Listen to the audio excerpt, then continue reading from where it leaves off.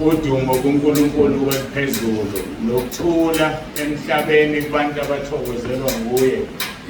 uJesu Kristu inkosi. uJesu Kristu inkosi. uJesu Kristu inkosi. Siyamdumisa uNkulunkulu, siyambonga kakhulu ukuthi sikwazi ukuhlangana ngendlela esesihlangene ngayo. Siyambonga uNkulunkulu ukuthi niphephile nonke endleleni. Sesikhona-ke ebukhoneni benkosi. Angithobeke bingelela abefundisi, omama befundisa, abefundisikazi, omama bonke abakhona, obaba bonke abakhona, ney'ntombi ney'nsizwa, Sunday school, umphathi wohlelo, nabashayela izinsimbi, ngesivumo sethu esithi uJesu Kristu inkosi. uJesu Kristu inkosi. Ngiyethemba ngezwakala-ke lapha emuva. Ngezwakala. Oh, hayi-ke siyambonga uNkulunkulu. Iphasika-ke lonyaka ophezulu 2026. Siyambonga kakhulu uNkulunkulu ukuthi nikhona, nifikile nonke. Ngiyathanda ukuthi-ke singakaqali ngithi go through i-program. Siyazi ukuthi siyithola kusasa ngokudinwa inkosi ngoba abantu bayayithatha bayilahle kusasa mayisidingeka sokusuku lonke i-program ayisekho. Kodwa ngizokunika nje-ke i-program niyibambe ngengqondo. Angazi-ke ukuthi yosenela yini. Ngenza ama-copies awu-600 ukuthi abanye bayoyishutha emafonini abo ukuze babe nayo.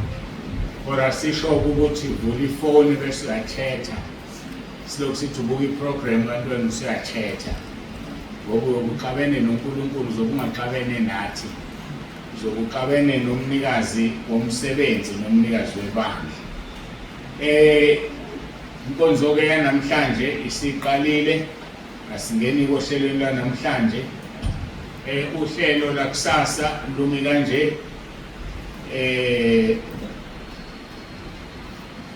Angazi kwenzeka kanjani, kubhalwe u-9 besithe zonke inkonzo iqala ngo8. Zonke inkonzo iqala ngo8, kubhalwe u-9 lolu program. Kodwa-ke kufanele siqale ngo8. Ngenxa yomsebenzi omningi omkhulu esibhekene nawo.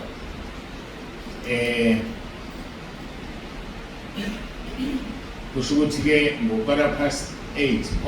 Okay, no, asingayididi, ngiyaxolisa. Soqala ngo9 ngoba kwabanye balabantu bamazwe awu7 abafikile namhlanje bazofika kusasa. So-ke bazo9 kulungile-ke, asingashintshe sithi 9 kusasa ekuseni.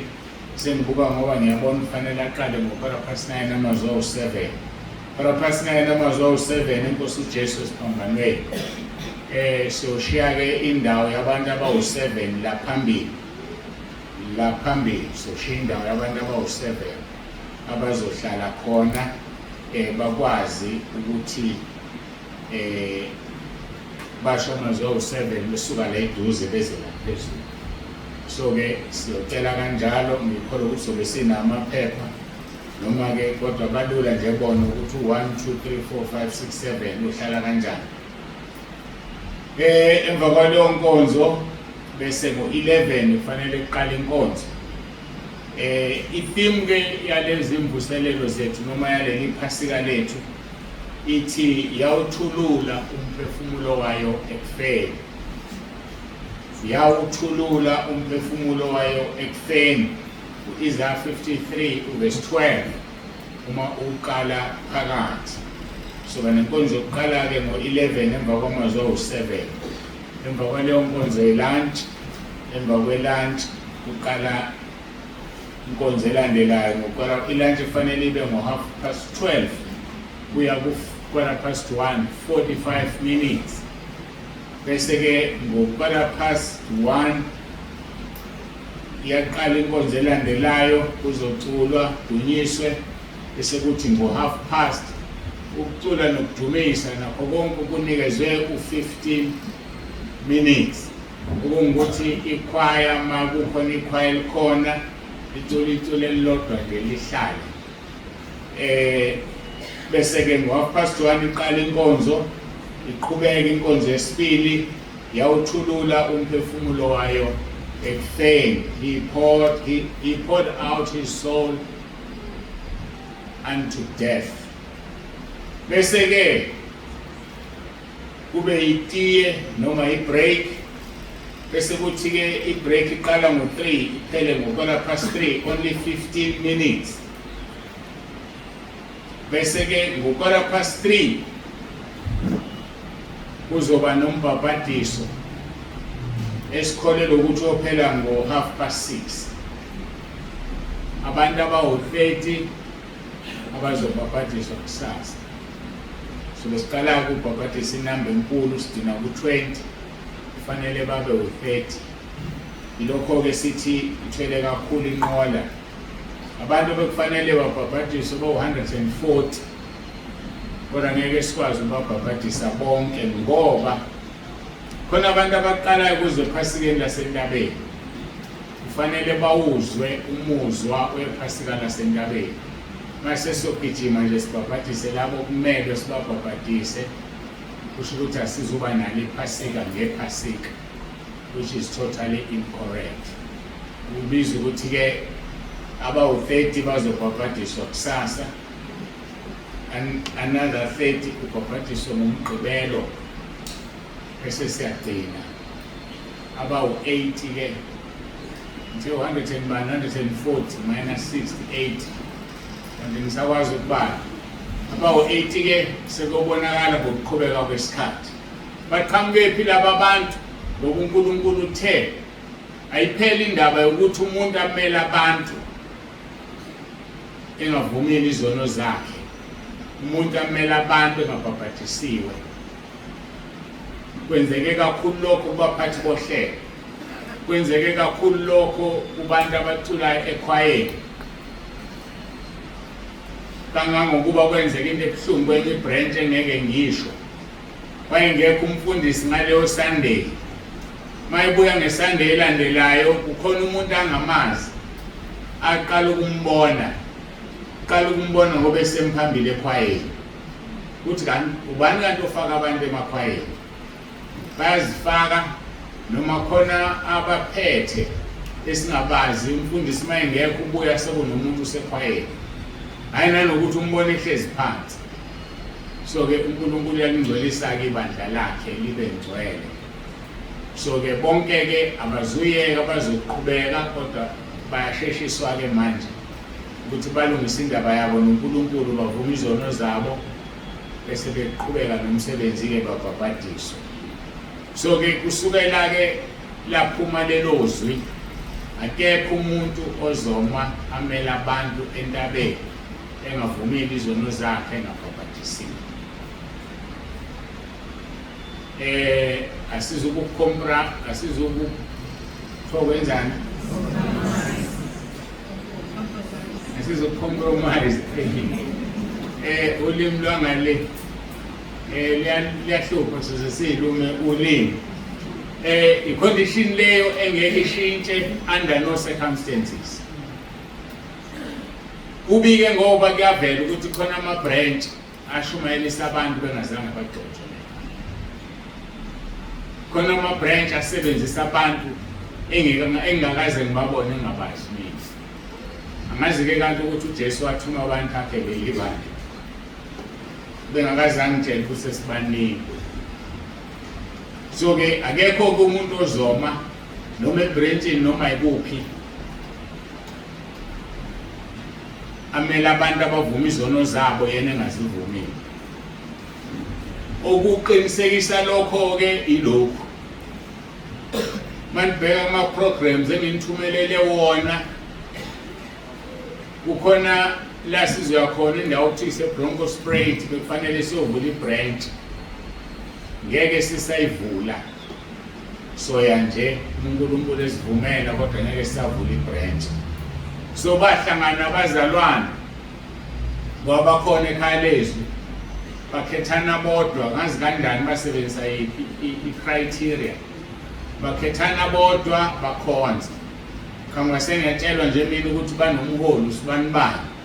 Oh, hayi kulungile angimazi kodwa kwafika le ntabeni zakaze afika. Ngeshwa ke kanti usiyaqala lo mthetho uthi uNkulunkulu uyebona elungisa lezi. Thema ezwe ukuthi kuthiwa khomuntu ozobela ibrand wathi iqondwe yena. Kade bonike libandla lemfuni. Imithetho yaleli bandla inzima uyayeka yena wakhonza ithawula. Ukuthi wekade bekobani ke namangazi. Futhi kulungisa izinto ezifana nalezo. Izinto ezifana nalezo. Angimazi nami angaze ngimbone usethi uyazondwa yena kade akubona lokho angazobona nini imithetho yaleli bandla inzima kabi. Ngeke yena angazi ukuthi kunzima yena ukufuna ubungcwele ngoba ubona umthetho webandla umthetho wasezulwini. So noma ubanike ongafuni ubungcwele ukhululekile igate livulekile umnyango ukhona aye lapho ebatshelwa khona izindlebe zakhe lisho njalo izwi abantu ngekhathi zokugcina bayozifunela abefundisi ababathandayo. So kasikhathazeki ke thina uma umuntu engasifuni ngoba izulu liyangifuna izulu liyangithanda. So ke uma wena ungangithandi kusho ukuthi awulithandi izulu. So ke ngidwalisa lento ke ukuthi ke tekishe konakala impela. Bekishe konakala kwangena uhlobo lwabantu olungadingeki entabeni. So ke sizolwa ke ngomsa kaNkulunkulu simlalele lokho athi sikwenze. So ke ngikhuluma ngabantu abawuphethe kufanele babhabhatiswe kusasa. Ngomgqibelo ekuseni ngo8:30 yaqala inkonzo. Siqhubeka nenkonzo yethu yawuthulula umphefumulo wayo ekufeni. Kube ne-break ka 15 minutes. Bese bakhona abantu abagcotshwayo. Yazi ukuthi ngendlela engixakeke ngayo umsebenzi omningi kuziwa laba bantu laba bawu60 kufanele bavume izono bakhulekele. Abantu abazodotshwa ngomgqibelo abazazi ngoba ngisithola ngesikhathi sobatshela. Kodwa kuzodotshwa abantu ngomgqibelo. Kodwa bona abazazi. Xakeka ke nginakho mangabe ngithi ngixakekile ngibhizi kusuka into efana nale. Kuthi khona umuntu ongazazi ukuthi uzodotshwa kodwa uzodotshwa ngomgqibelo. Ukuthi uzokwazi nini kangani nomzokwazi namhlanje nomzokwazi kusasa kodwa bona kunjalo nje. Mhlambe ke ngisekule issue ngenxa yakho ukuxakeka bonke abantu abazobhabhadiswa ngiyacela sebayazazi ke bona bayazazi abazobhabhadiswa. Ngicela ukuthi ke mase bebuyele emakhaya bangithumelele amagama abo njengoba beqhamuka kuma-ID. Bangithumelele ne-date of birth njengoba iqhamuka kwe-ID uqale ngonyaka uze enyangeni ugcine ngosuku. Ningithumelele kule namba ebenithumela khona lama-VM. Niyayazi ke mina ngiyazi. So angizoyimemeza. Khona ngizokwazi ukuthi nginenzele itifiketi kancane ngokuthola kwami isikhathi. Itifiketi zabantu abawu-60 ziningaba khona oyedwa isitifiketi azenziwe. Nalabo abazodotshwa futhi nazezabo azikho. Bazoyithola ngokuqhubeka kwesikhathi ngenxa yomsebenzi umuntu abhekene nawo. Ngiyabonga sengikhumbulile ngakusho lokho. Umgqibelo ke ekuseni ngo8:30 yaqala inkonzo ngo10:30 kudotshwa abantu. Bese kuthi ke enkonzweni ezolandela emva kwe-lunch khona umntwana kaNkulunkulu uzosikhonza ngezwi nizombona kwi-program kusasa. Bese kuthi emva kwakhe kube ne-break. Emva kwaleyo break omunye umntwana kaNkulunkulu uzosikhonza ngezwi. Ngiyadabuka ukusho ukuthi abukho ubufakazi kuleli phasika ngenxa yombhabhadiso. Bese kuthi inkonzo yombhabhadiso yokugcina izongena ngo5:45 iphume ngo8. Ngoba eyakusasa izongena ngo3:15 iphume ngo6. Uyabona ukuthi isikhathi sokwenza okunye asikho kanjani. Sikholele kakhulu ufakazi abuze ukuba bikho. ngaphandle-ke uma nithi nina waphela nina sizokwenzela ukufuna amanithanda. Uma kuphuma inkonzo yombhabhadiso kusasa ngo-6 kudliwe kuqedwe bese kungena-ke ubufakazi. Hhayi bengempikisane namuntu la ngazi ukuthi notshela abantu manifuna owanibaningi kodwa noma ukuthi nakufuna ubufakazi 6:30 kusasa ngotambama esidinwe inkosi ngadla siqede bese siyahlala-ke silalela ubufakazi mhlawumbe up to 8:30 bese kuyahlakazekwa-ke kuyolala. Kodwa ngale kwalokho asikho isikhathi sabo, ngiyathanda sibe khona. Ngesonto ekuseni ngokugcina inkosi mhla ka-5 inkonzo yaqala ngo-8:30 yawuthulula umphefumulo wayo ekufeni. So besiqedela leso sihloko noma sazi ukuthi uvukile, so kugcina sifikile ekuvukeni kwakhe kodwa sobe saqhubeka nesihloko yathulula umphefumulo wayo ekufeni. Ngiyakholwa-ke ukuthi kuzwakele, sobe sesiqinisekisa-ke ngokuthola ama-programs kusasa. Sesibona nabantu abazohlolwa amazwi awu-7 barekhodiwe kuma-programs ethu. Wake bisikhanda lakhe wafa ngenaya wake bisa wake bisika ikhanda lakhe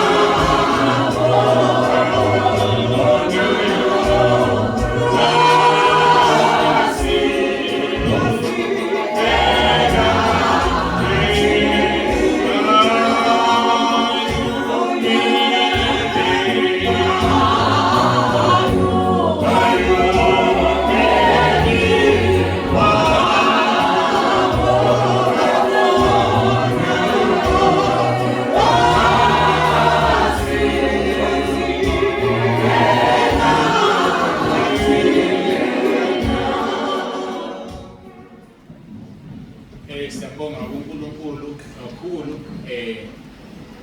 Ngikhumbula-ke ngoba nakho ngiphuza lamanzi, kunamanzi siwathola kusasa ekuseni. Ngiyaxolisa ekuseni angazi nini, angingeni kaphuma nini. BesiseGoli kulo nyaka ekuqaleni sayinhlazatshe iphupho lami engangiliphupha lokuthi ngifuna sibe namanzi abhalwe igama lebandla lafezwa ama-branch ngingalenzile mina.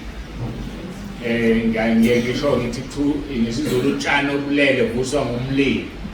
So ngavuswa ngumlilo-ke nami, banamanzi abo amahle kabi eGoli. Masifike enhlazatshe nabo banamanzi abo, awu asinawo thina endlovukazi. Sesiwenzile-ke, sinamanzi, siney'gubhu, abhodlishwe u-Osisi. Saya kwa-Osisi sabanika i-emblem yethu, babhale sikufunayo, bakuletha ngakuhlola, ngakuphasisa, sobe sizothola amanzi-ke ala ethu. Engikucelayo-ke, awanasimanga amanzi yakwa-Osisi, awanasimanga abafundi. Asiphathi nge-holy water. Ngingakhathazeki, amanzi akwa-Osisi, bottled by Osisi, asingekho, sazi bafakani. Into esemqoka-ke yile, sicela nizidini iy'gubhu kuyashisa la e-Richards Bay. Bese kuthi bazolokhu bebeka amanzi okurefila, sidini isigubhu sakho, angiboni khona ngizowathola uma ngaphazami awu-1,100 noma 1,200 amanzi engiwathekile. So isigubhu sakho sidine bese lokhu ukha ngaso, senzela ukuthi ukwazi ukuyikhelela amanzi, mbuze uma uzothi udinga amanzi. Kuba kuhle kodwa akhiwe mhlambe ngebreak inangazi ukuze singabi nokuyaluza up and down abantu befuna amanzi. Kodwa-ke nizothola-ke amanzi kuqala bese uyawaphuza waqeda lapho isigubhu sakho ungasilahli noma ungaya nasekhaya ukwena ngokwakho lona. Ukuthi angidluleke kuleyo ngoba sengikhumbulile ezinye izinto kusasa mhlawumbe ukudinga inkosi sidinga singasazikhuluma.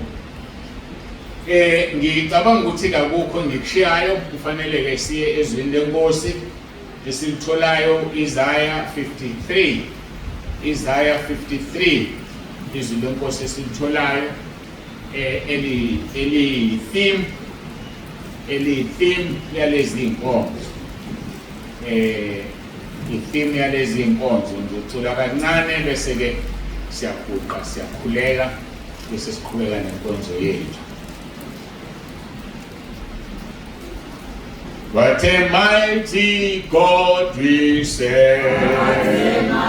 What a mighty God we serve.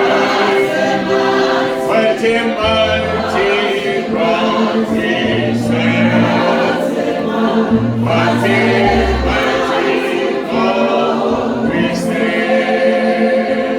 What a mighty God we serve.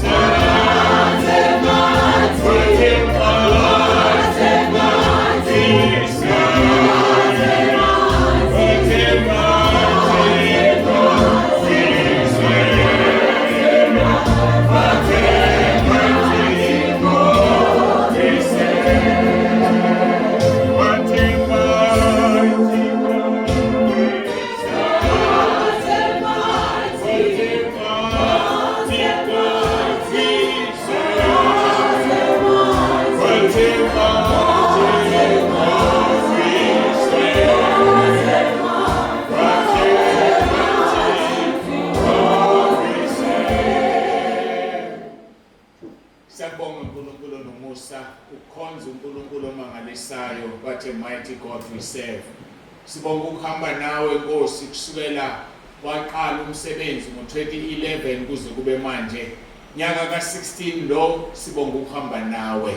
Nyaka ka-6 lo hlaka 26 ikhaya lezwi beliqeda iminyaka ewu-6.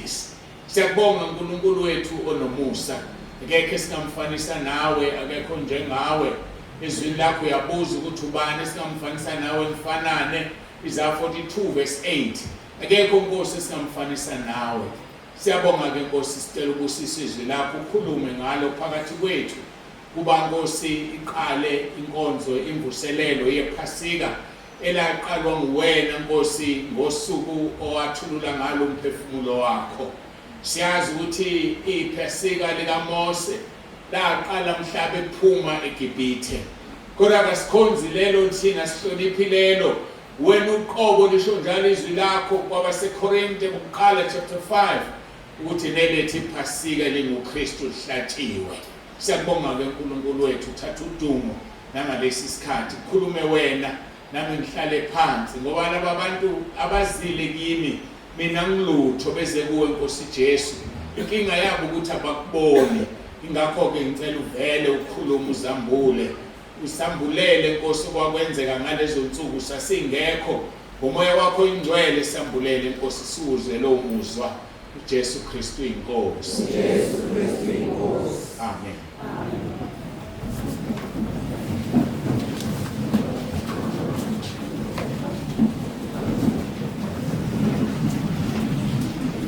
Isaiah 53 verse 12.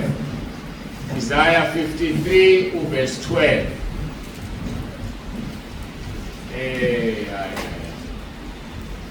Namba bangenani. Bayosinda nasempini. Sekhona ihlalo la ngaphambili. Sekhona ihlalo ngale walokho bayoya lapha ngale. Ngathi kusekhona njalo ehlalo bakhombeni baye ngale nazi ihlalo sikhona ngale.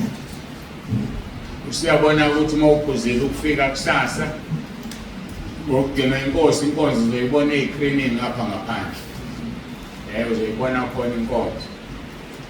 Kodwa ke izobe ifana nala ngaphakathi ngoba uzobuzwa umuzwa wenkonzo uzobe ukhona.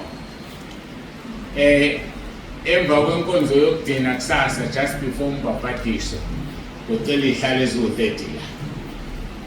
Sizireserve ihlale eziwu-30 sizireservele laba abazobe kube lula ukubazongena emanzini. Nangomgqibelo emva kwenkonzo ezobe silandelwa yombhabhadiso abahlezi lana basabuyi futhi nizosetha ke nombiko ukuthi abadumisi bazohlalaphi. Kodwa sizamile uku-organize ama-mic awu-6 manje angenazo intambo ama-cordless ukuthi noma ningawuhlala lemuva noma ningahlala noma yikuphi kodwa nje uma ukhipha izwi lakho kwi-mic sobuzwe ngathi uhlezi la phambili. Sizamile ukuthi siwandise ne-speaker ngale kune-speaker nje sizamile konke kuhambe ngendlela efanele. Sizofunda ke uverse 12 ngokuzayo-ke kulezi ezinye iy'nkonzo ngeke ngisalifunda lonke ivesi ngoba sigxile kakhulu ku-B verse 12b. Siyawuhlukanisa uverse 12 namhlanje verse 12a and verse 12b. Kufundeka-ke kanje Isaiah 53 ngalokho ngiyakuyabela kanye nabakhulu ngiyahlukanisa impango nabanamandla. 12b ngokuba yawuthulula umphefumulo wayo ekufeni yabalwa kanye nezelelesi yathwala nokho izono zabaningi yakhulekela bovu. Bawonakala mangakula maphuzu yathulula umphefumulo yabalwa nezelelesi yathwala nokho izono zabaningi yakhulekela boni. 4. So inkonzo eziwu-4 ezizophuma la kula mavesi phansi kwalezi ihlobo eziwu-4 ngoba mawusuwanaka la mavesi aqukethe into enkulu kabi uzoyizwa. Ake ngi-analyzele unumber 3 kancane yathwala nokho izono zabaningi. Indaba kuthiwe wathwala izono zabaningi yini ngasho ukuthi wathwala izono zabantu bonke ngoba kusibona bonke abayizulwini wathwala ezabaningi khona angayithwalanga ezabo. Siyabona ukuthi khona imfihlakalo enkulu la. Sawahlakaza nje lamavesi. Ivesi iyomini lemishu le iphuzu nephuzu linenkonzo yalo yathwala izono zabaningi ayithwalanga izono zabantu bonke. Ngoba kusibona bonke sho njalo Thessalonika chapter 3 noma chapter 2:3-2 noma 2:3-2 uthi ngokuba ukholwa akusikona kwabantu bonke ukukholwa akusikhona kwabantu bonke. So mawudlala ngokukholwa usenkingeni. Akusikhona kwabantu bonke ukukholwa. Abesibili abaseThesalonika chapter 3 verse 2. Akusikho ukukholwa kwabantu bonke. So ayithwalanga izono zabantu bonke kodwa yathwala izono zabaningi. Yenza sure ukuthi you are among those. There are many. Baningi bona athwala izono zabo kodwa hayi bonke. Asidluleke. Umsaka uNkulunkulu ke sizoyibuka le ndaba. Sizoyibuka le ndaba. Ngifisa si understand enye into. Khona sizoqhubeka kahle. Kunenhlobo eziningi zamaphasika ezabekwa uNkulunkulu. Uthi ngelinye ilanga uJesu ekhuluma nabafundi bakhe nabanye ababekhona. Njengalokhu uMose nothi uMose ngiyaxolisa. Njengokuba uJona waba sesiswini senhlanzi 3 days and 3 nights, nendodana yomuntu izoba semathunjini omhlaba 3 days and 3 nights.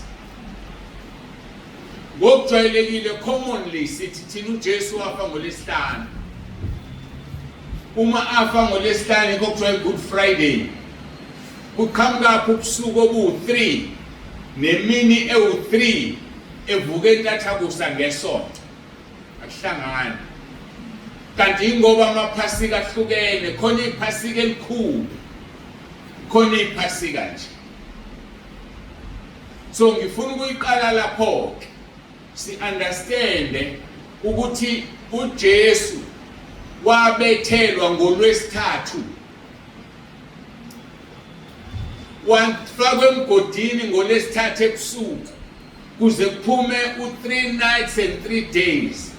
Kwakufanele kuthiwe Good Wednesday not Good Friday. Angidluleke. Angazi noma iphasika edlule noma ilele ngagxila kakhulu lapha ngizogxila njengamanje. Kodwa bengifuna ukudlula siyazi lonto siqonde. Izinhlobo ke zamaphasika ziningi kodwa ngizothi lezimbala. Khona iphasika lamasonto onke, weekly Sabbath. Oh, angathi iphasika ngiyaxolisa uma ngesabatha. Isabatha lamasonto onke, weekly Sabbath. Esikutholayo ku-Exodus 20 verse 8 no verse 11. La ekhuluma khona uNkulunkulu ethi khumbula usuku lweSabatha ungcwelise. Ngokuba ngezinsuku ezisithupha uJehova wenza izulu nomhlaba nolwandle nakho konke okukukho. Waphumula ngosuku lwesikhombisa, ngalokho uJehova walibusisa usuku lweSabatha walungcwelisa. That is a weekly Sabbath. So njalo ke ngomgqibelo bathi kabanye iSabatha usuku lweSabatha vele. So ke inkosi yethu Jesu kukhona kamasabatha ahlukene, benqondo usho lokho haya amaphasika ahlukene. Amasabatha ahlukene. Khona iSabatha lika 7 days. Kodwa kake ngifundiswe ngingahambi phambi kwami. Ovele sengingena kulona esithola kuLeviticus 23. Ngofunda lo chapter 23 uchazela ngeSabatha lika 7 days. Okuthiwa i-high days. Isabatha lesibili ke sithola kuLeviticus 23. uJesu Kristu inkosi. uJesu Kristu inkosi. uJesu Kristu inkosi. Sengishilo ke sithola kuLeviticus 23 bese kuba khona iSabatha lamasabatha. Isabatha lamasabatha sithola kuLeviticus 16 verse 31. Kuyisabatha elizothileyo kini, anothobisa imphefumulo yenu, kuyisimiso esiphakade. Kuthotshiswa imphefumulo ngoba kuyisimiso esiphakade. Yisabatha lamasabatha. Kuleli sabatha ke it refers to the Day of Atonement as the most sacred of these days, a day of complete rest and fasting. Usuku lokuzinsuku zokufasta. Sambonga uNkulunkulu besisemkhosini for 10 days ophele izolo. ngikholwa ukuthi akekho umuntu okhathazwa yisisu ngoba ngachaza ukuthi kufanele kwenze njani. uJesu Kristu inkosi. uJesu Kristu inkosi. Bese bakhona ke isabatha lonyaka noma unyaka wesabatha. Unyaka ke wesabatha siuthola kuLeviticus 26 verse 2 kuya 6. La kufanele umhlaba uphumule, akulinywa, akwenziwa lutho unyaka wonke, kuthiwa unyaka wesabatha. Nansi ke inkinga yadlula nje nalapha. Kunabantu abafuna sikhonze isabatha. Kunabantu abafuna sihloniphe isabatha, kanti uJesu ehamba emhlabeni wathi uyinkosi yesabatha. Wavumela abafundi badla ikhwebe emasimini ngesabatha, bathi uma bekhuluma abaFarisi wathi uJesu angifundanga emthethweni ukuthi uDavid elambile ethempelini wadla izinkwa ezingadliwa ngesabatha na. Wathi njengamanje kuma inkosi yesabatha la kunini, abafundi bami bazokwenza njengoba bethanda, ngoba zonke izinsuku ziyafana. Now ke uma abantu abathile noma ibandla elithile likhonza usuku lwesabatha, yini bengalikhonzi isabatha lonyaka? Ngoba khona isabatha lonyaka phela leli litholakala. Ngamanye amagama ngithi asisukwenza izinto esivumelana nazo bese siziyeke ezisihlulayo bese sithi kodwa senza izwi likaNkulunkulu. Ngoba izwi likaNkulunkulu kufanele kulenze kuze kube sekudineni. Izwi likaNkulunkulu lithi lo othanda ukuphila ngomthetho uyohlulelwa ngumthetho, kodwa lo ofuna ukuphila ngokholo uyohlulelwa ngokholo. So thina sihamba ngokholwa, asihambi ngomthetho, asihambi ngokubona, ukuze sihlulelwe ngokholwa, ngoba uJesu ngokholwa wasihlanza izonweni zethu. uJesu ngokholwa ungummeli wethu ukuba noma sona ukhona yena. 1 John chapter 2 verse 1 uthi umpostoli uJohane, ngimlobela lokhu bantwana bami ukuba ningoni, kodwa uma kwenzeka nona nazo sinommeli kuKristu Jesu. So ke sihamba ngokholwa, singayiqali into ezosihlula. Yahlula abantwana bakwaIsrayeli umthetho, so uJesu wafika ezogcwalisa umthetho, ngoJesu umthetho waphela. So bengifisa nje ukudlula lapho. So ke iphasika esigubhayo asigubhi iphasika elisemthethweni leli likaMose, kodwa sigubha iphasika elinguKristu njengoba baseKorinte besho. Mabeqala lapha abaseKorinte kuverse 6 bathi kuhle ukuzibonga kwenu, anazini ukuthi imvubelo encane ibilisa inhlama yonke na. Ngakho khiphani imvubelo endala. Imvubelo endala umthetho, imvubelo endala umuntu omdala, imvubelo endala izinto esizenze singakakholwa. Susa imvubelo endala. uJesu Kristu inkosi. uJesu Kristu inkosi. uJesu Kristu inkosi. Athi kuverse 7 ngoba seKorinte bokuqala chapter 5, khiphani imvubelo endala ukuze nibe yinhlama entsha. Inina okufanele libe yinhlama entsha. Khipha imvubelo endala. Yini imvubelo? Imvubelo yeast, ngolimi esijwayele. Bantu mangabe bezopheka okuthize basebenzisa yeast, inamadombolo uma inangazi ukuthi angikwazi ukupheka. Angikwazi ngalesa sikhathi ngiseyimpohlo. Angisakwazi manje ukupheka. Kade ngaye kuba impohlo. Kodwa kudineni ke thina siyinhlama. Imvubelo endala iso. Yeke imvubelo endala, khipha imvubelo endala. Sibe inhlama engenamvubelo.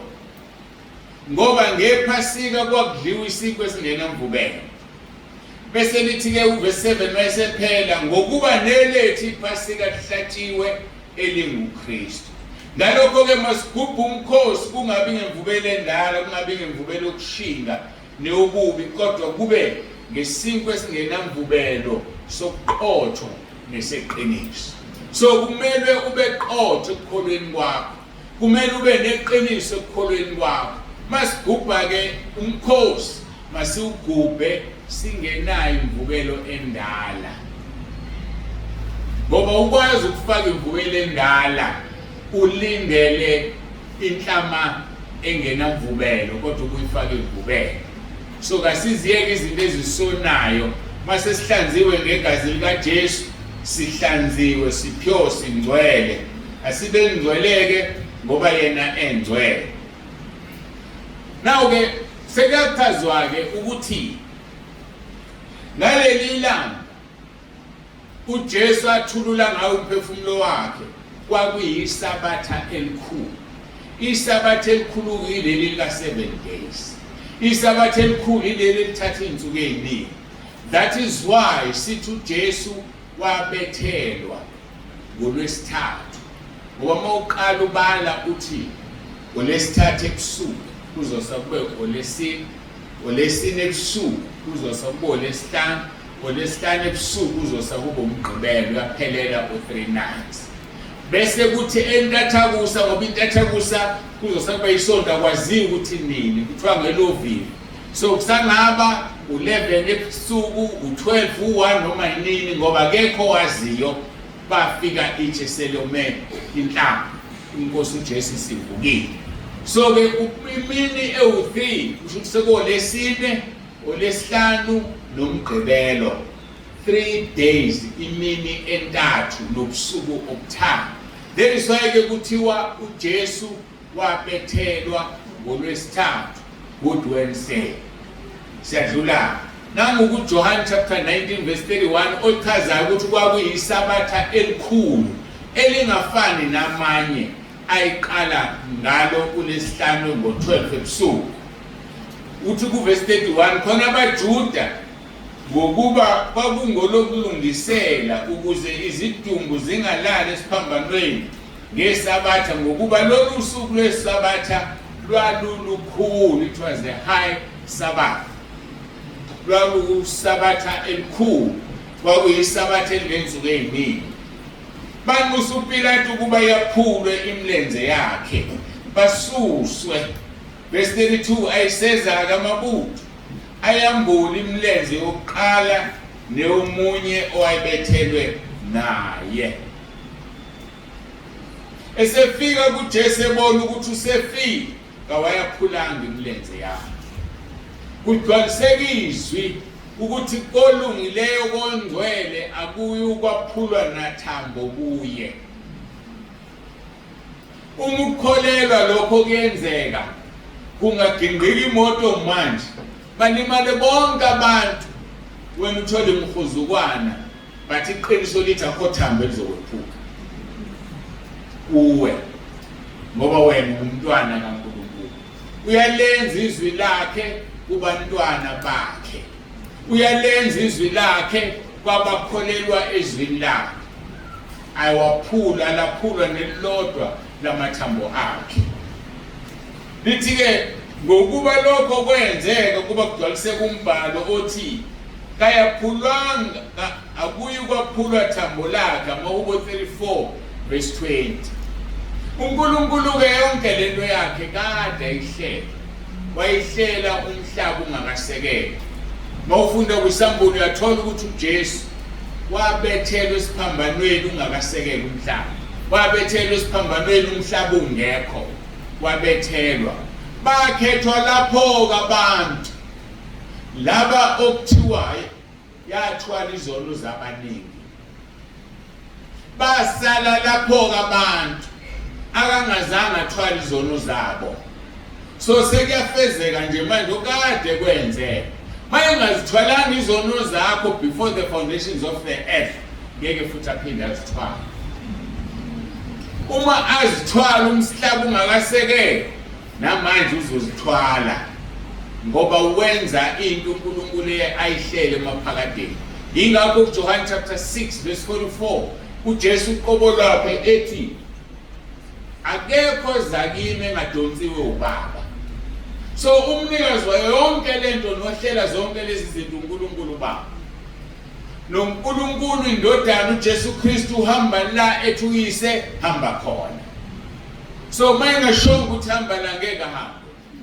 So ngesikhathi ethulula umphefumulo wakhe ingoba wayitsheliwe usho njalo kuJohn chapter 10 uthi ngibeka ukuphila kwami phansi ngokwami ngibuye futhi ngikuthabathe uyena okuthabathayo ukuphila ngokwakhe uyakubeka abuye akuthabathe uthi lokho ngikufunde kuBaba yonke into inkosi uJesu yenzayo ifundiswe uBaba wayo wena ke izinto ozenzayo uzifundiswa ubani na ngiyafisa yazi ukuyazi leyo nto ubani ukufundiswa okwenzayo ufunda kubani uyisika kubani iphethini amabutho esefikile kuJesu awayakhulanga imilenze yakhe ngoba wayesewuthathile umphefumulo wakhe wawubeka kuBaba wathi Baba ezandleni zakho ngiyawubeka umoya wakho nokho kangikwazi ukuyichaza kahle ngiyakholwa abanikezwe lo msebenzi amazwi awu7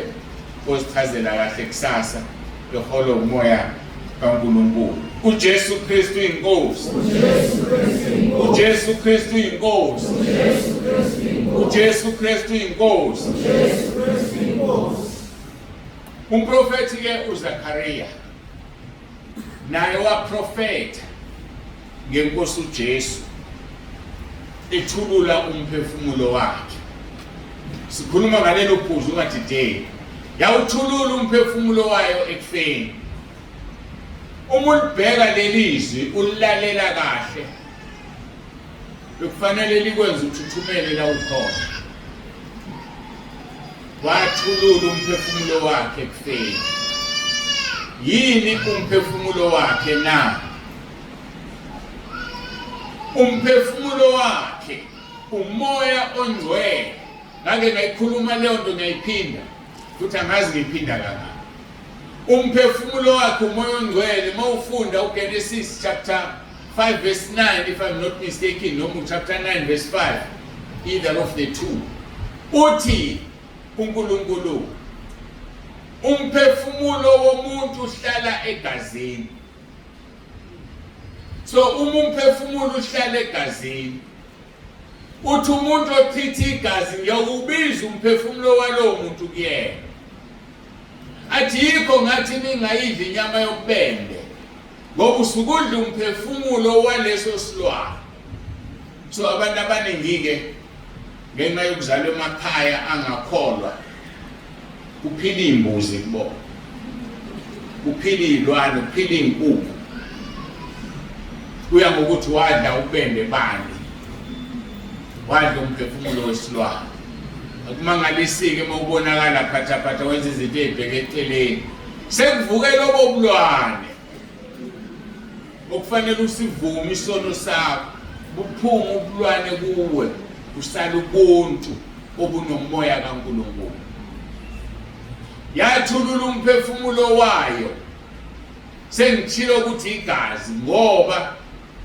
ngesikhathi ezozalwa ngihlale ngikuquote lokho uthi uGabriel umoya ongcwele amandla ophezulu konke azokwengama okuzozalwa kuzothiwa kungcwele so ke kusho ukuthi igazi likaJesu lingumoya ongcwele ngakho ke ngesikhathi ethulula umphefumulo wakhe of course ngesikhathi igobhoza igazi lakhe lathulula igazi lakhe so ke uma lathulula igazi lakhe sihlanzwa ngalo sihlanzwa ngomoya ongcwele okubuhlungu ngomoya ongcwele ungamdabukisi umoya ongcwele kuze kube usuku lokuhlenga kwakhe umvuma isono ubuyela kusona uhlambalaza umoya ongcwele uhlambalaza umphefumulo wathululwayo uhlambalaza igazi elachithekayo esiphambanweni eGolgotha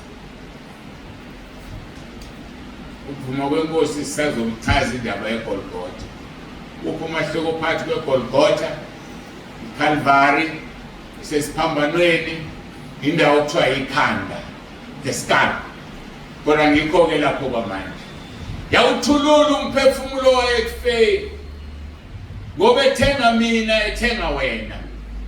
Senzani thina ngokuthululwa komphefumulo wakhe na? Senzani thina ngokuchitheka kwegazi lakhe na? Uma igazi lika-Abel elalichithwe uKhayini lakhala emhlabathini, wathi uNkulunkulu liyakhala igazi lomfowenu olichithileyo. Liyokhala lithini lenkosi uJesu uma unyathelile umusa uyasenzela wona isiphambanweni na? Lokhala lithini leli gazi elachitheka ngenxa yami nangenxa yakho? Siyofika esithini ezulwini sozilandulela sithini? Makwakhuluma igazi lika-Abela lithini likaJesu? Angiphathi mawusuke wazivuma izono zakho osubuyele emuva. Ngiyadabuka ngoba izwi lenkosi licacile lithi usuzigwazele indodana kaNkulunkulu wayiphindelela wayithela ngehlazo bakhe.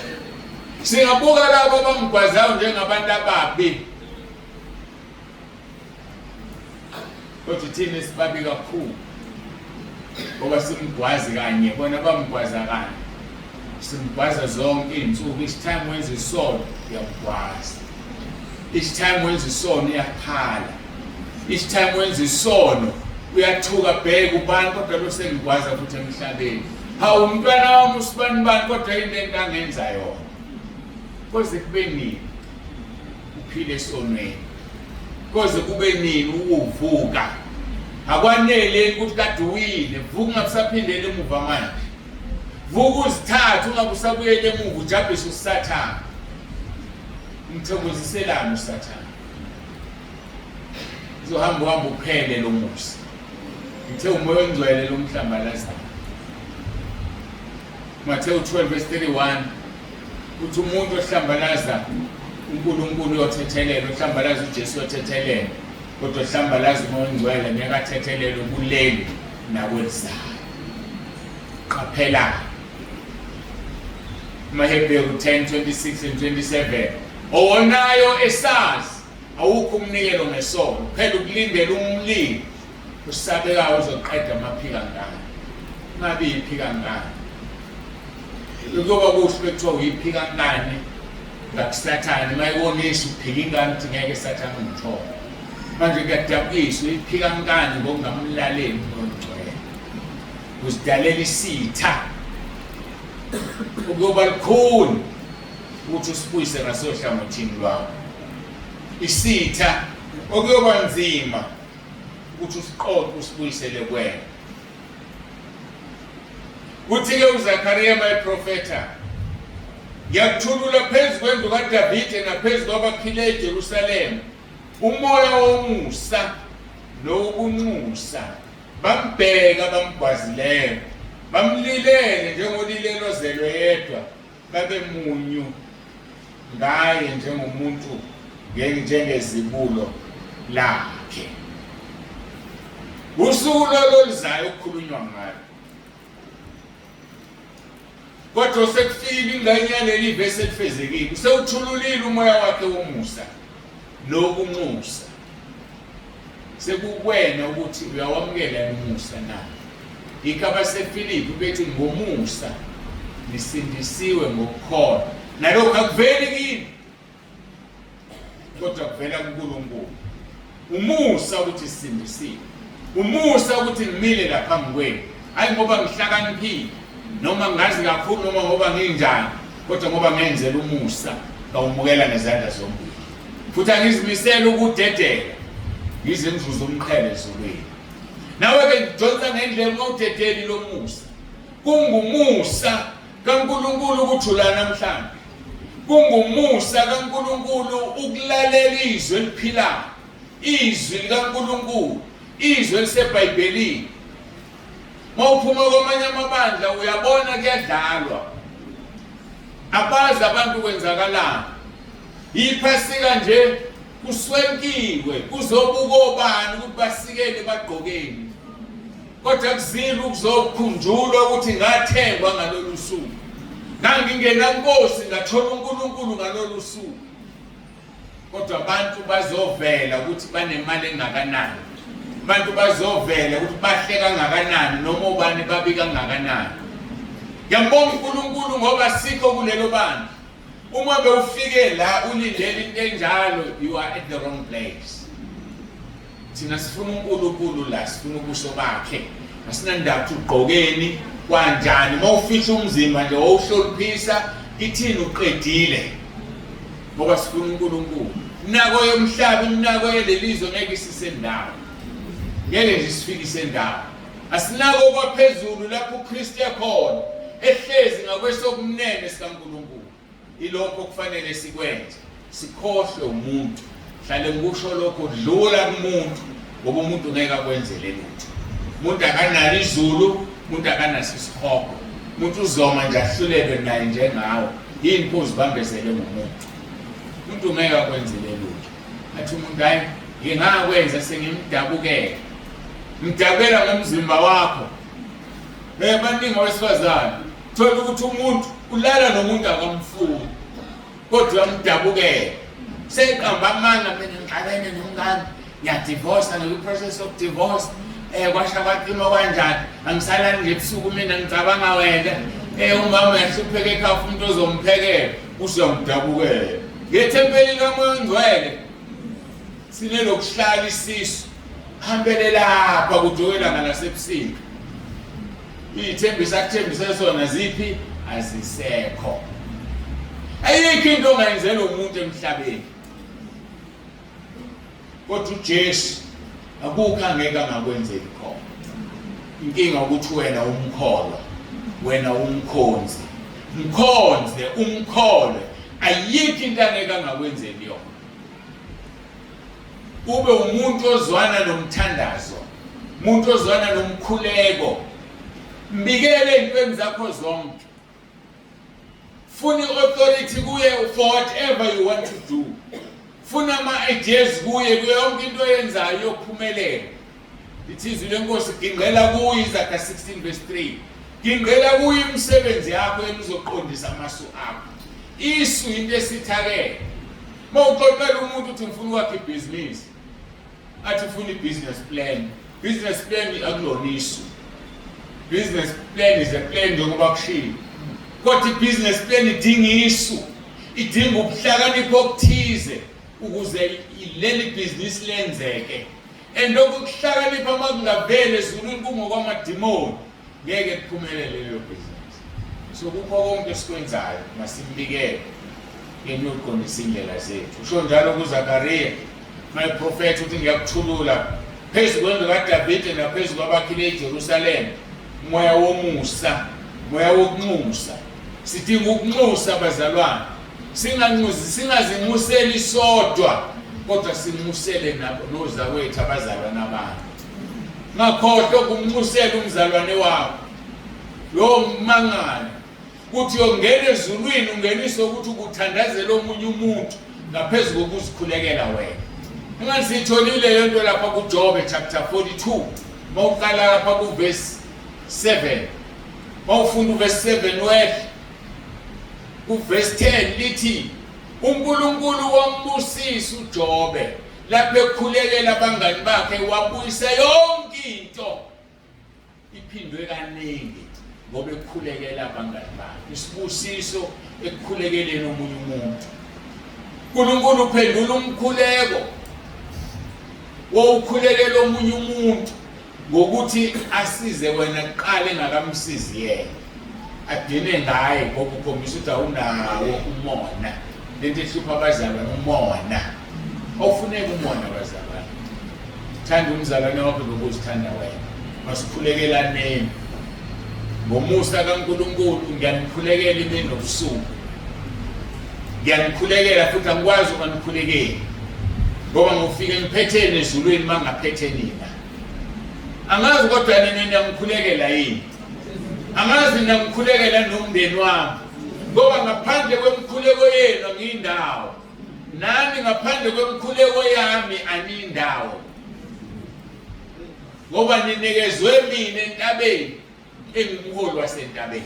So lokho kubiza ukuthi asibambaneni ngezandla-ke bafowethu. Siyafana, siyalingana, lokho omkhulu kunomunye. Uze singene ezulwini sijabule ingunaphakade kunabayokhala ingunaphakade esifobeni. uJesu Kristu inkosi. uJesu Kristu inkosi. uJesu Kristu inkosi. Yini inkosi uJesu eyayambulela umprofeti uqolo umpostoli uJohane esiqingini sasePatmos ngalabo abamgwazayo na. Ngikhulumile ngathi uma wenza isono uyamgwaza. Jabulisa umoya ongcwele uzoba isitha sakho. Mawufunda isambulo 1:7 uthi uJohane bheka noma bhekani uyeza namafu namehlo onke ayakumbona nabo abamgwazayo nezizwe zonke zomhlaba ziyakulila ngaye. Yebo amen. Mbuzo uthi wena umgwazanga na? Zonke izizwe ziyolila ngaye nabamgwazayo sebezisola ukuthi bamgwazelana. Ngakwazi inkosi yamakhosi, umuntu ophethe zonke izinto, ophethe umnyango wezulu, ngawubamba umkhonto ngawufaka emzimbeni wakhe, ngasibamba isipikili nesando ngashayela izandla zakhe. Bonke abamgwazayo, whether bamgwaza physically noma umgwaze ngokuthi isono, uyombheka ukhale uthi abayombheka nabamgwazayo. Mbuzo uthi wena umgwazanga na?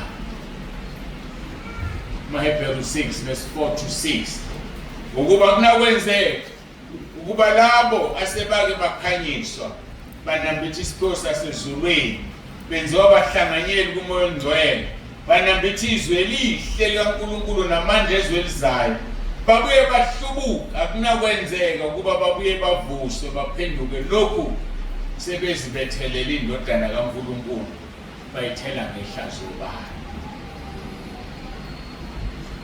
Angazi noma niyayizwa le nto. Akunakwenzeka ukuba laba sebake banambitha isiphiwo sasezulwini. Isiphiwo sasezulwini, ziningi iphiwo zasezulwini. Wawanambitha esodwa bese uhlehlela emuva. Khona into engizwile emnandi mangingena la, umculo uthinta inhliziyo. Naqhubeka nokucula. Yazi ukuthi lobu umnandi obukuzwa ucula bunambitha amandla ezwenzayo. Bunambitha ubumnandi basezulwini.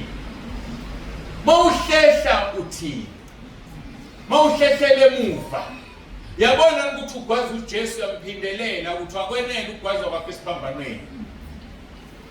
Mawuthuka inhlamba, mawuhleba, ufeba uphinga, ubulala, uzongena kuliphi izulu? Lithi akunakwenzeka laba sebake banambitha isiphiwo sasezulwini benziwa bahlanganyeli kumoya ongcwele. Yikho ngithi angazi uma niyezwa ukwenziwa umhlanganyeli kumoya ongcwele, the fellowship of the Holy Spirit.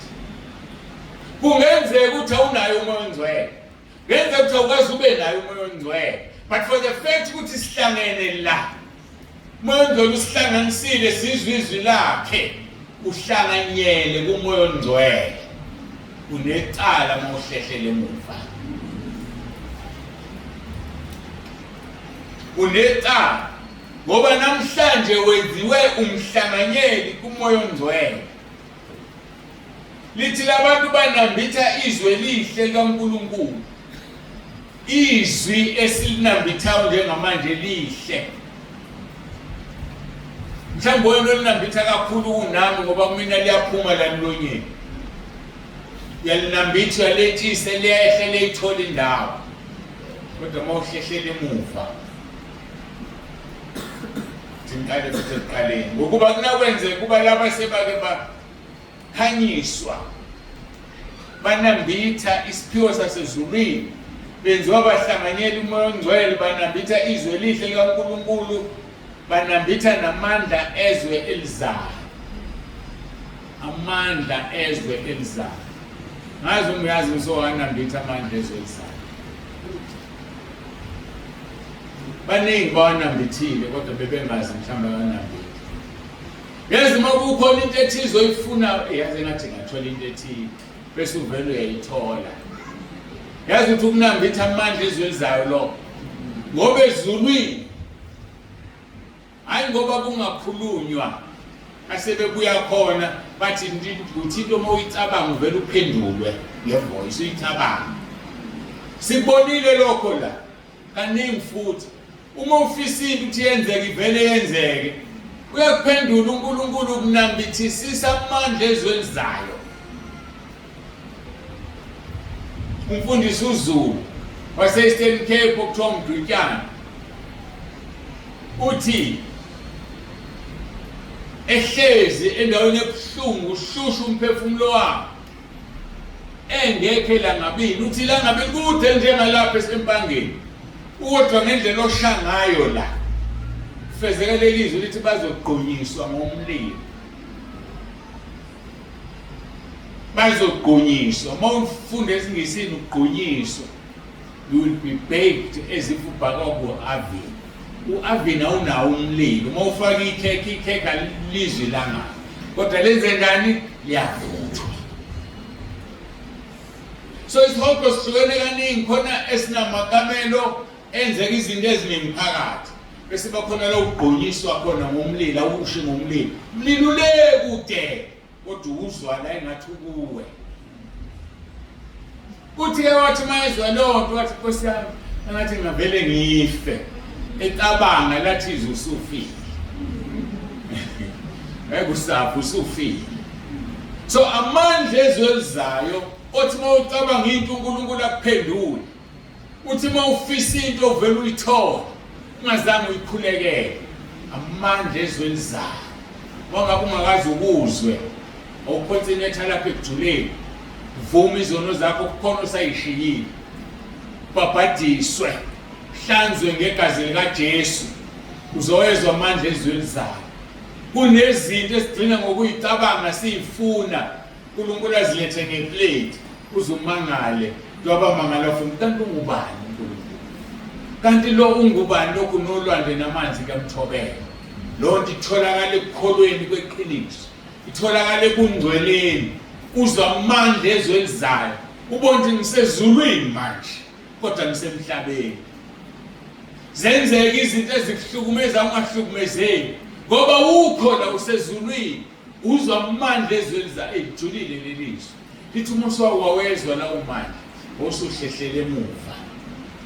Sikhuluma ngokuhlehlela emuva ubackslide akuyiwe emuva abafowethu ngiyabona kufana nomuntu othathile bambala mhlawumbe abangaze bathatha mawusuke wathatha wawufaka umuthi eswini ngophondo uyathanda uzoya etoilet thathathile akube njalo wena sekukholweni mayisengenile uJesu awunadabu lapho ezulwini wena ayikho into ezokuphazamisa. You are just going to march to heaven. Awuzukijima uzoyihambela nje kahle uyezulwini ula emhlabeni usathana kuzama hluleke ukukuthinta. Ake nganitshela umbono ngawuboniswa uNkulunkulu ngelinye ilanga efuna ukungiphanyisela ukuthi ngisithe singakanani sika Sathane. Ngukhohlwa lo mbono mningi ngayibhala phansi. Ngizibona kwakungathi ngila kunendoda emile la ngaze ikhomba nebhodi kunebhodi hayi lokhu zayo iyakhomba ibuze khona manje bese bengathi sisobabili la kodwa ngihlezi lapha msukume ngizoyinika impendulo ngazi ngithi iBhayibheli lithi kanjani kanti lo useke ngentshathi kaSathane ngimbona angibheke athi azona insibande besingakunakile besingakuboni singakunakile wena wedwa emhlabeni sibakhiye bonke abantu okwazi ukuyezulwini ngesikhathi osithandayo uyolanda into zabantu ubuye and inkinga kuthina sazi sokwenzana osuphela umbono nje mawuphela labuyizwe nathi bengifuna ukukukhombisa ukuthi uSathane uzonda kanjani. Bekufuna ukuthi wazi ukuthi bathini mabethi uyezulwini lande into zabantu njengoba uhlala ukhuleka abantu bekhuluma nawe ngocingo thandazela umuntu nomuntu usuke ezulwini spiritually uyolanda lento yakhe kuya nayo bathi sibakhile bonke emhlabeni wena bese kunakile sithi awulutho but njengamanje you are the only one okuleso sikhathi mhlawumbe sebekhona abanye imandamazi kodwa kumnandi ukuzwa isihogo sifakaza lokho ngawe kodwa bese uqaphela wazi ukuthi kungumusa kaNkulunkulu angihlakaniphile akhonke ngiyenzile enhle but ukulalela uNkulunkulu kungumusa wakhe ukuzwa amandla ezwenzayo ngiyafisa ngathi ngawezwa amandla ezwenzayo ngeke waqhathanise nalutho washo uPaul ewezwa lawo mandla wathi nakufa nakuhlupheka nazingelosi noma yini akukho kungihlukanisa nothando lukaKristu ngoba kukho omnambithe kahle wamuzwa akukho kokuhlukanisa nothando lwakhe mawucabange ephesiphambanweni cabange eGolgotha kuchitheka igazi lakhe ngenxa yami ngiwubani mina ukunika amandla ukuthi usebenze ungabheke emuva makukubiza ukuthi ungalali makukubiza ukuthi netha izimvulo okwenza umkhuleko kuloyamuzi hamba ngoba umvuzo wakho ezulwini kuyakusiza ukuthi uSathane angakususi lithi-ke ngokuba kunakwenzeka ukuba laba sebake bakhanyiswa banambitha isiphiwo sasezulwini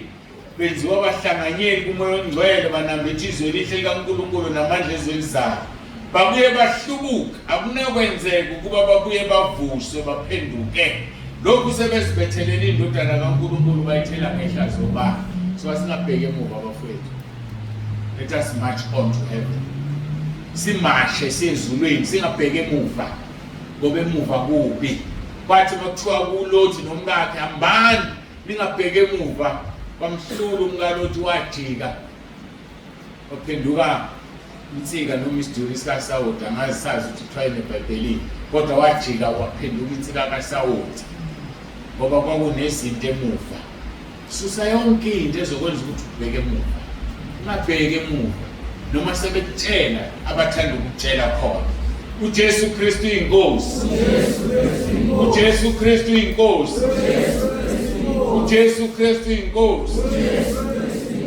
lithi ke izwi ngokuba leli sabatha lalingelikhulu yileli isabatha kuphela esiligubayo isabatha elikhulu esilithola kwabaseKorinte chapter 5 verse 7 khiphani imvubelo endala kuze nibe inhlama entsha njengalokhu ningabangena mvubelo ngokuba nelethu iphasika lihlatshiwe lengoKristu sinelethu iphasika bafethu lengoKristu lihlatshiwe ngalokho-ke masigubhe umkhosi kungabi ngemvubelo endala kungabi ngemvubelo yokushinga neyobubi kodwa kube ngisinkwa esingenamvubelo sobuqotho neqiniso yileli-ke kuphela isabatha esiligubayo alikho elinye isabatha esiligubayo inkosi uJesu uqobo lwayo iyiphasika asinalo elinye uJesu uqobo lwakhe iyiphasika siligubha ngoba sakhishwe eGibhithe ebugqilini njengoba noMose nabantwana bakwaIsrayeli baligubha ngoba bekhishwe eGibhithe ebugqilini ingakho-ke siligubha iphasika abanye kwabanye amabandla baligubha iphasika njengoba ngawugubhi noKhisimusi bavumela uSathane abancisha iy'nsuku abazinikwe uhulumeni siyeza isikhathi la uhulumeni ezokuvala ukukholwa awavala amaBhayibheli so sikhumbula lezi iy'nsuku uma singafuni ukuyisebenzisa asizisebenziseni zisize ukuthi uma ubheke emuva kumaphasika osuwawahamba ungayisoli ukuthi uma ubheke emuva uthi ngiyabonga Nkosi Jesu nami ngingelutho wangibalela embusweni nami ngingelutho wayithwala izono ngangena kwabaningi ngoba uthwalanga izono zabantu bonke Yebo, liyasho iBhayibheli lithi wathwala izono zezwe, but izwe alifunanga ukuthi azithwale, laziphathela izono zalo, bagcine sethwele izono zabaningi. Uyabalwa yini kulaba abaningi na? Ukhona yini kulaba abaningi noma ukho? Lithi-ke ngaleso sikhathi uJesu wadabula amasimu ngeSabatha. Abafundi bakhe belambile baqala ukukha ikhwebu badla.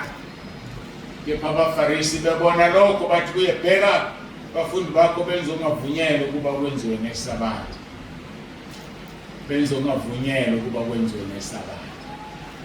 Bafowethu thina sikhonza uNkulunkulu every day. Simkhonza ngeSabatha kuphela. Nangalo iSabatha siyamkhonza. Ngoba sithola inkonzo ekhaya lezwi every day. Mawuyithola nje inkonzo, hlala phansi uzothe, thandazo ilalele uqede ezulwini usukhonzile iSabatha ngalolu suku. Verse 3 wathi kubo abaFarisi, anifundanga yini akwenzayo uDavide suka nelambile kanye nababendayo ukuthi wangena endlini kaNkulunkulu wadla izinkwa zokubukwa ongavunyelwa ukuba zidliwe nguye nababendayo kodwa ngabapristi kuphela na? Futhi anifundanga yini emthethweni ukuthi ngeSabatha abapristi balona ethempelini bangabi nacala na?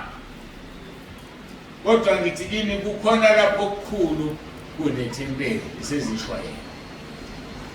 iSabatha babelona abapristi bangabi nacala. NoDavide wadla izinkwa ongafanele azidle. So sesoze sibambe nje iSabatha sikhonze usuku. Kodwa amanye amaSabatha uwakhonza. uJesu Kristu inkosi. uJesu Kristu inkosi.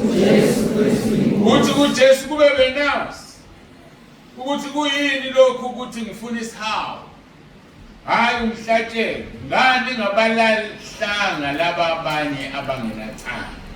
Ngokuba indodana yomuntu inkosi yeSabatha.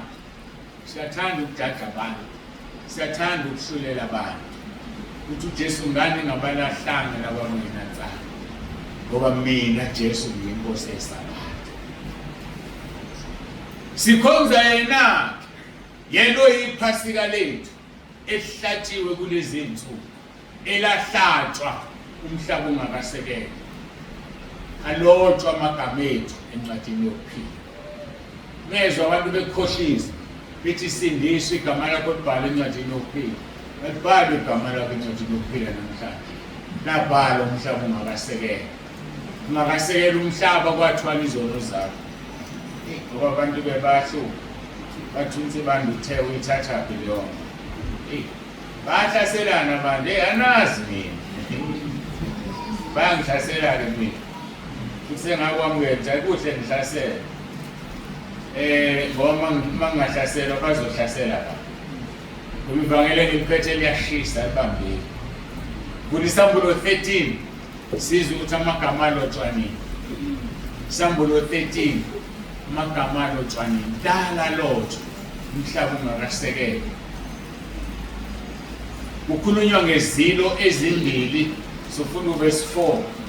Bakhuleka kuDrago ngokuba wabanika, ngokuba wanika isilo amandla akhe. Bakhuleka nokusisilo bethi ngubani ofana nesilo, ngubani ongalwa naso na? Awu, ufundizwe le wrong. Okay, kulungile. Aseku verse 8. Bayakhuleka kuso bonke abaphileyo emhlabeni kusho isilo. Wonke ogama lakhe lingalotshwanga encwadini yokuphila yewundlu elihlatshiweyo selokhu kwasekela umhlaba. Ogama lakhe lingalotshwanga encwadini yewundlu elihlatshiweyo selokhu kwasekela umhlaba. uJesu wahlatshwa ngakasekela umhlaba. Wahlatshwa amagama ethalotshwa. Ngesikhathi lengesiphambanweni ungakasekela umhlaba, walengela laba bantu abala namhlanje bengekho ngaleso sikhathi. Ngoba sikhonza uNkulunkulu oplana izinto zakhe zingakafiki bese zenzeka njengoba efuna. Lalotshwa igama lakho uJesu ngesiphambanweni umhlaba ungekho. Ngezwa umuntu ethi usana phambili zolutshwa amagameni dlala ngawo. Lalotshwa wazalwa wazalelwe esonweni wadla izono walokho egada nje uNkulunkulu ekweqela kwafika la usindiswa khona. Mawusuka ke manje usindisiwe usukhanyisiwe usho njalo amaHebheru siwafundile. Uma usuke wakhanyiswa bosuhlehlele emuva. Ilapho ke latishwa khona igama lakho.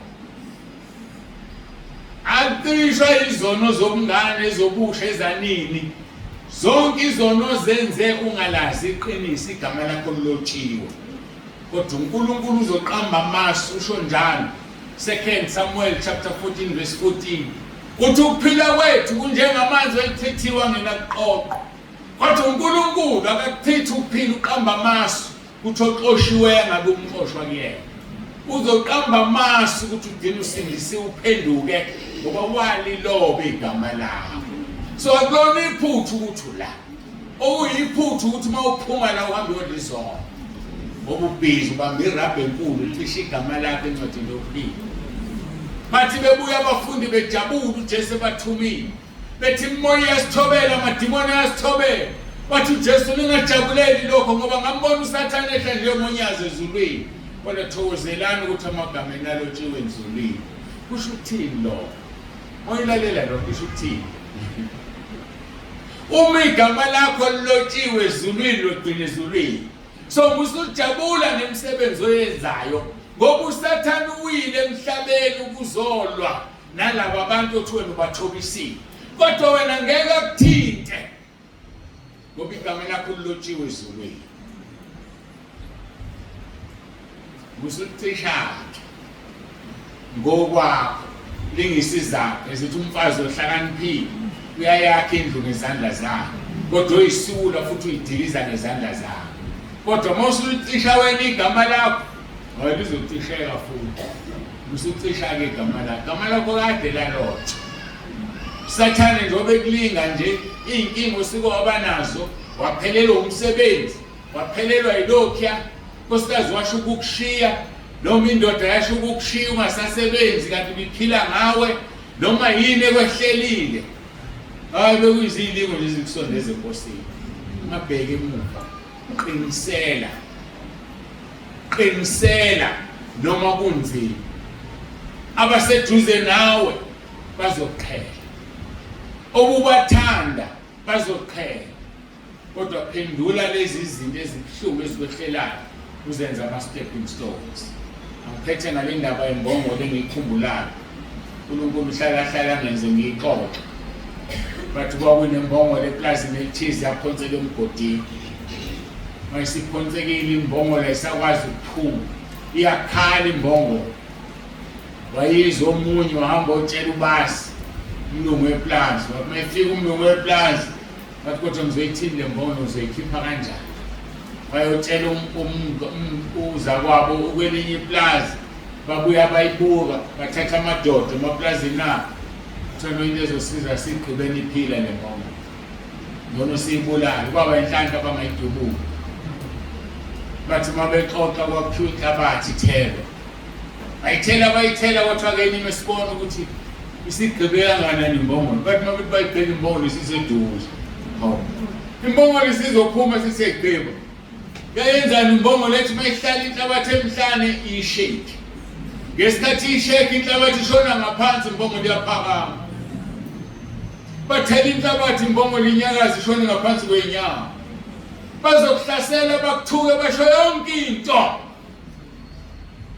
abayithandayo ngawe.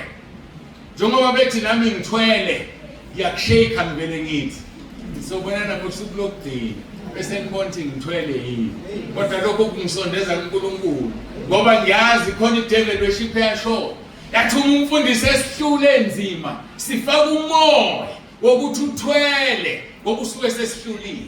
Manje ngiyajabula ngiyazi ukuthi mase kukhulunywa kanje uSathane sehlulekile uphothe ithawula usejikisa labo abangenakho ukukholwa. Asibambaneni bafethu sezulwini uJesu wasithenga ngegazi lakhe sithandaza.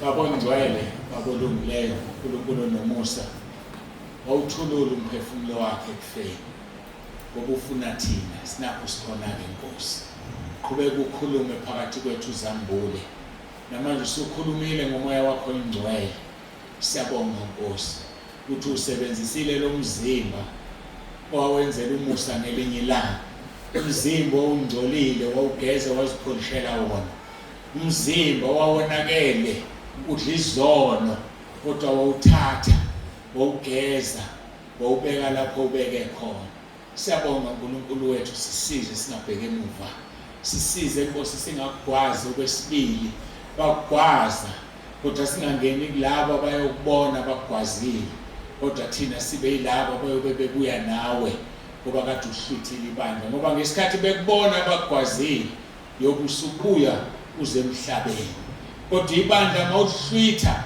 akhona oyedwa emhlabeni oyokubona ngaphandle kwalabo abayobe behlwithwa benamehlo kamoya sisizeke uNkulunkulu wethu size belo naloyo ufikile umbusise angazisoli ngokufika kwakhe kube khona kakuzuzile sinikela wena Nkosi onke alekisa imoya amadimoni amadeveli ehluphazi mfafaza igazi lakho endaweni zokulala kungabibikho ozoba namaphupha amabi kungabibikho Nkosi ozoba nenkinga mabakhululwe ngegama elinamandla lenkosi uJesu Kristu ophilayo mabakhululwe bonke emaketangweni kaSathane babe nokuthonga ubumnandi size sihlangane kusasa ukudinwa wena siqhubeke Nkosi nenkonzo yakho ukhulume ngomoya wakho oyingcwele uJesu Kristu inkosi uJesu Kristu inkosi uJesu Kristu inkosi amen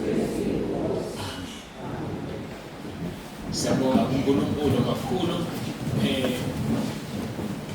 ngibuyisela ke umphathi wahlelo siphi isikhwama sami ngenxa ke isikhwama sami ngisaqoqa futhi kufanele ngithule kancane ngoba manje awubizoqoqe nje thule ngilethe ngalo lona lolu suku evukile abenkosi ehlotshiswe kubukosi bayo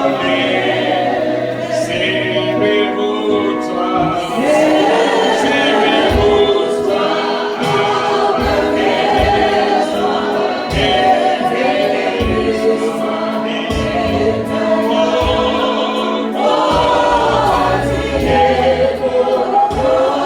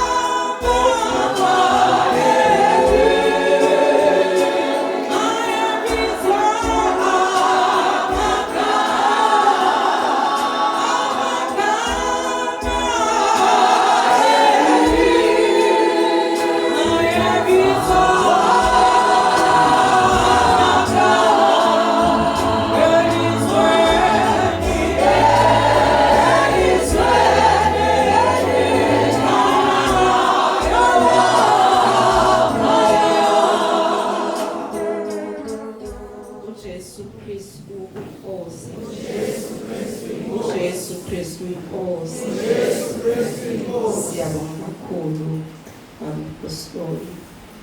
Impela sinakho ukuzilandulela. Asinakho siyokuzwa ngelinye ilanga ngalezi zinkonzo. Manje kokuchitha isikhathi nje ngithunyiwe uSisi uSiphe wathi kunomzalwane olahlekelwe imali ucela ukuthi eze kuyena uSiphe uAsha cela eze kuyena ezosho ukuthi imalini bese yamnikeza kanye noKhiya.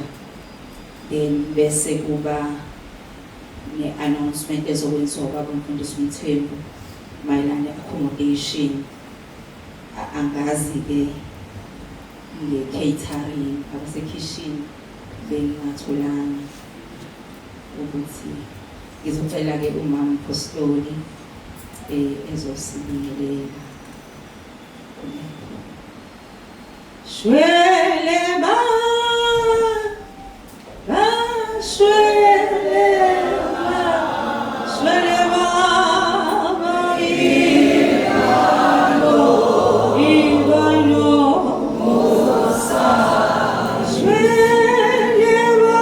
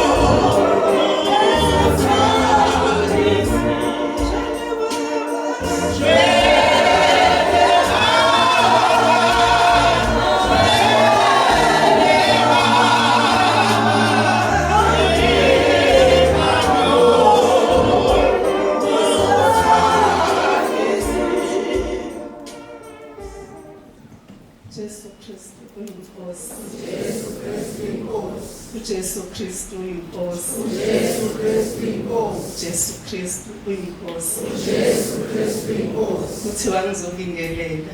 Hayi. Jesu Kristu inkosi ngibingelela abazalwane egameni lenkosi yethu Jesu Kristu.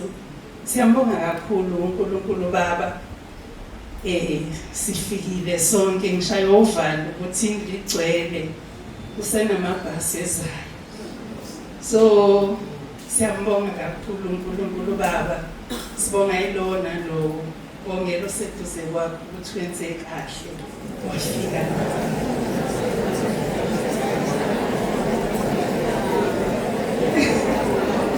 Angisho ngoba bazalwane sixokozela ngithi wenze kahle wafika nawe nje singaxokozeli. Siyambonga kakhulu uNkulunkulu Baba Angakatholi i-announcement yasekhishini, kodwa ngiyakholwa ukuthi ngenxa yokuthi kugcwele mhlawumbe iteshi sizoba la ngaphandle. Ngizocela bazositshela ukuthi sihlukana kanjani.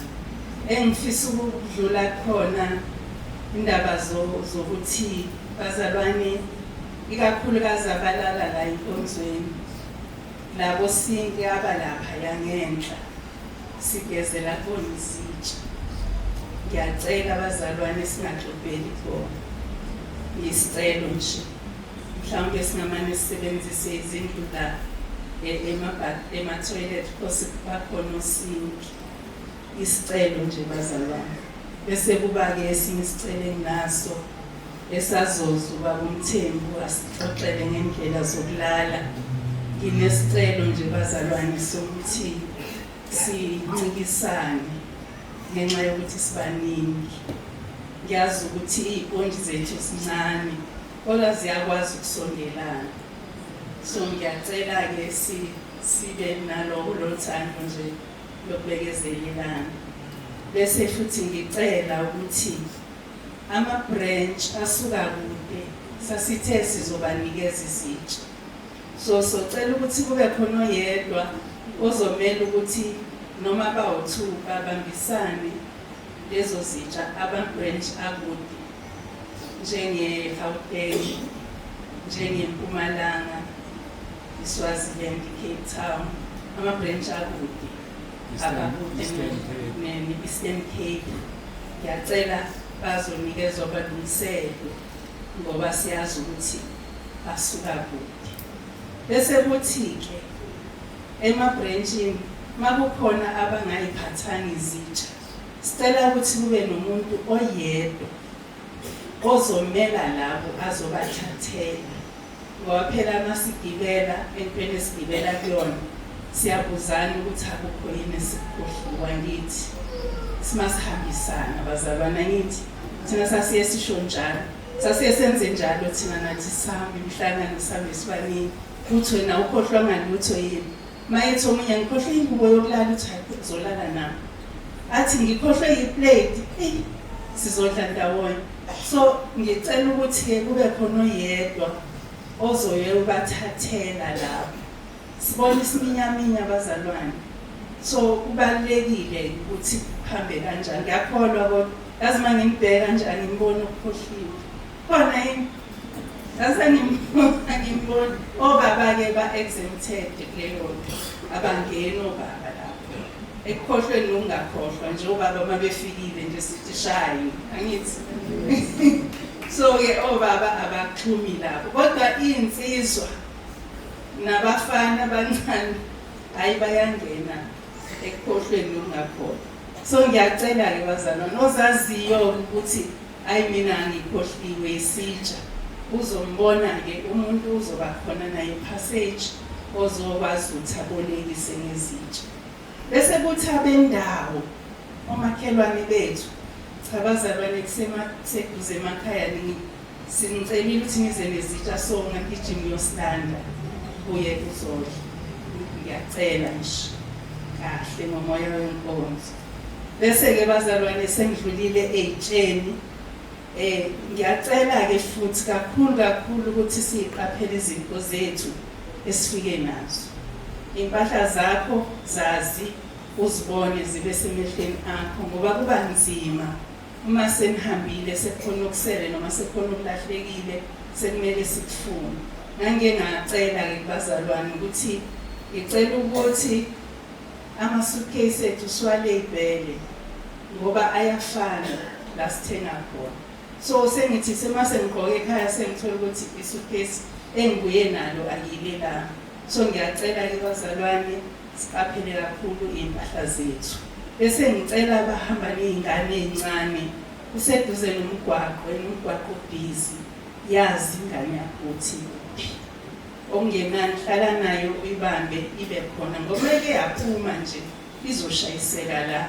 Bese kuthiwa hayi le ndoda ithwele vele bekufanele ihlabe. Siyacela bazalwane, siyacela umuntu ayibheke ingane yakhe. Bese kuba-ke indaba uyodlala la ema-bathrooms ey'ngane. Ngiyacela abazalwane siqaphele lokho. Iy'ngane ziyaphuzeka, iy'ngane ziyezwa. Ngiyacela nje siqaphele konke lokho. Ngizocela owasekhishini uma esekhona azochaza. Ubaba uMthembu-ke wena uzosikhulumela nge-accommodation. uJesu Kristu inkosi. Jesu Kristu inkosi. uJesu Kristu inkosi. Mina nguDudu Ngambatha ngithwenyiwe lapha ekhishini. Kuthiwa iteshi zoba u-4 uzobe nese-youth lapha ngaphandle kanye ne-Sunday school. Mase uthi ngemuva kube khona esomama nangala eceleni futhi kube khona esomama. Mase uthi ngaphambili kube khona esobaba. Sizocela ukuthi oma abasizwayo sizocela abazalwane sibadedele kube yibona abahamba phambili ukuyophaka. Mase ukuthi nalabo sebekhule kakhulu sebemadlula nzima sibadedele bahambe qala ukuthi bayophaka. Sibebezele sakusasekuseni kulabo abalala ngaphandle ukuthi iparish izobe seliphakwa ngo6:30. Izobe sedliwa, izobe seliphakwa, izobe sedliwa ngo6:30. Mase ukuthi i-breakfast yona ngo7 izobe sidliwa. Okunye abazalwane base-Gauteng, Cape Town, Eastern Cape socela babonane noma uMthembu mayelana nokwashwa kwezitsha. uJesu Kristu inkosi. Asenzela izindebe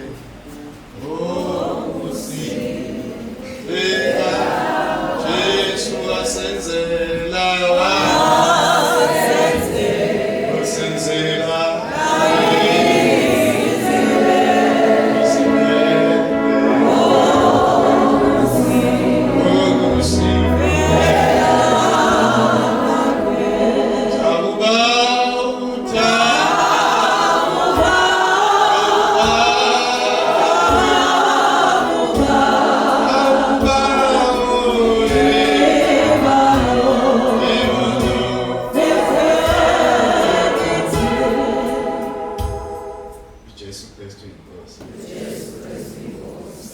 abazalwane bonke, baba umpostoli, umama efundisi, bazalwane bonke egameni likaJesu waseNazaretha uJesu Kristu inkosi. Ngizokhuluma-ke mayelana ney'ndawo zokulala. Siyacela ukuthi laba besilisa manje sebesebheke konke iy'ndawo zethu zingapha ngaphezulu. Mhlawumbe ukuthi kuyagcwala-ke sebezwa epharenti bakhona, kodwa-ke abasepharenti abavele bejwayele ukuya khona. Bese kuba-ke nabanye abazalwana abacelelwe ukuthi banenkinga mabelele phansi, sizocela ukubabona nabo. Kusho ukuthi okunye-ke sizocela ukuthi ma sekuthathwa iy'mpontshi singabangi chaos, bakhona bazosisiza kuzona okwethu nje ukushaya ulayini sinikezwe lesi sisithathayo sisebenzise. Siphinde-ke sicele ukuthi kakhulukazi thina esilalayo la kulevi yenkonzo, siyacela ukuthi sihloniphane. Uma sekuyisikhathi sokulala ulale. Kuyenzeka sithole mhlasimbe i-complain yokuthi khona ababanga umsindo. Sicela ukuthi sihloniphane, singabi ujuda kade kubona kungangeni ngawo. Nasensizweni ngokunjalo lapha naphezulu siyacela ngoba kusuke kukhona nabantu abadala ukuthi sihloniphe njengabantwana abancane. Bese kuyisikhathi sokulala sikwazi ukuthoba silala. Bese kuthi-ke laba abazobe behamba mhlasimbe abazoya ekhondweni, ikhona indawo ekhondweni nasepharenti futhi khona ngokunjalo. Laba bazoya khona-ke bazolinda la ngaphandle. Uma sekuphele konke sihlelile-ke izinto zokuhamba zizoba khona, bazolinda thina bese siyasho ukuthi kuhanjwa kanjani. Sikwenze konke-ke ukubambisana nangokuvumelana. Sigade-ke kungabi bikho ozoba nendawo yakhe. Uma la wawujwayele ukulala khona sekunomunye lala kwenye indawo ngoba angekho umuntu onendawo. Mhlambe-ke okunye singacela kakhulukazi ngalela kunembhede khona, sizocela uma kukhona nabasebasha abangakwazi ukulala phezulu embhedeni babhedeni laba sebekhulile basebenzise umbhede ongaphansi. Uma kuba ney'nkinga-ke mhlawumbe-ke sesiyozwa ukuthi kuney'nkinga ey'njani njani. Siyabonga kakhulu, ilokho-ke ngakuzalwethu ebengikudlulisa Jesu Kristu inkosi. Jesu Kristu inkosi.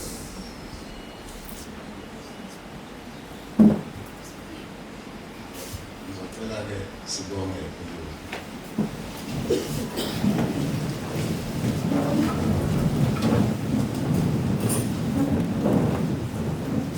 Baba, egameni likaJesu laseNazaretha, Baba wethu onamandla onke, Baba weNkosi yethu Jesu Kristu, siyabonga Nkosi ngokudla osiphe khona komphefumulo.